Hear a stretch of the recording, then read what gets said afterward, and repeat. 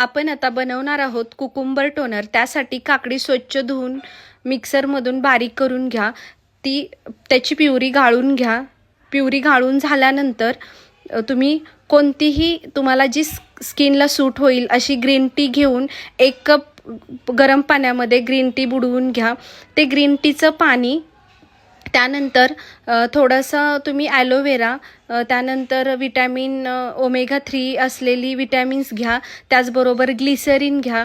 हे सगळ्याचं प्रमाण झालं पाहिजे.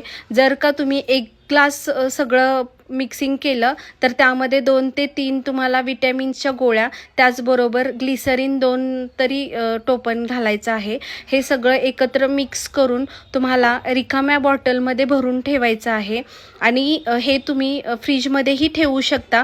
कमीत कमी महिनाभर हा टोनर यूज होतो आणि या टोनरचे 100% रिझल्ट आहेत.